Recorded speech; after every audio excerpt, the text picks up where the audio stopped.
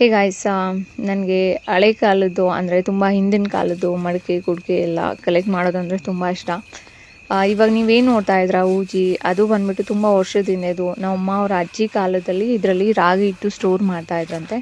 So ಅದಿನ್ನೂ ನಮ್ಮ ಮಾವನ ಮನೇಲಿ ಇತ್ತು. ಈ ಹಸು ಕಟ್ಟಾಕ್ತಾರಲ್ವ, ಆ ಮನೇಲಿ ಇಟ್ಟಿದ್ರು. ಅದರಲ್ಲಿ ಏನೇನೋ ಗಲೀಜೆಲ್ಲ ಹಾಕ್ಬಿಟ್ಟು ಅದನ್ನು ನಾನು ತೊಗೊಂಡು ಬಂದೆ. ಅಂದರೆ ಸ್ವಲ್ಪ ಡ್ಯಾಮೇಜ್ ಆಗಿದೆ, ನೀರೆಲ್ಲ ಸ್ಟೋರ್ ಮಾಡೋಕ್ಕಾಗಲ್ಲ. ಸೊ ಅದಕ್ಕೆ ಗಿಡ ಹಾಕೋಣ ಅಂತೇಳ್ಬಿಟ್ಟು ಗಿಡ ಹಾಕ್ತಾಯಿದ್ದೀನಿ. ಅಂದರೆ ಇನ್ನೂ ತುಂಬ ಮಡಿಕೆ ಕುಡಿಕೆಗಳೆಲ್ಲ ಕಲೆಕ್ಟ್ ಮಾಡ್ಕೊಂಡು ಬರೋದಿದೆ. ಅಂದರೆ ನಾವು ಕಮ್ಯುನಿಟಿ ಎಲ್ಲ ಇರುತ್ತಲ್ಲ, ಅಂದರೆ ನಾವು ಹೊಸದೇವರು ಬಂಡೆಯವರೆಲ್ಲ ಮಾಡ್ತಿರಲ್ವ. ಸೊ ಆ ಕಮ್ಯುನಿಟಿಯಲ್ಲಿ ತುಂಬ ಮಡಿಕೆ ಇದೆ ಹಳೆ ಕಾಲದ್ದು. ಅದನ್ನೆಲ್ಲ ಕಲೆಕ್ಟ್ ಮಾಡ್ಕೊಂಡು ಬರಬೇಕು. ಒಂದಿನ ಟೈಮ್ ಇದ್ದಾಗ ಹೋಗ್ತೀನಿ. ಮತ್ತು ಗಾಯ್ಸ್, ಮೊನ್ನೆ ನಾನು ಮಡಿಕೆ ಎಲ್ಲ ತೊಳೆದಿತ್ತು.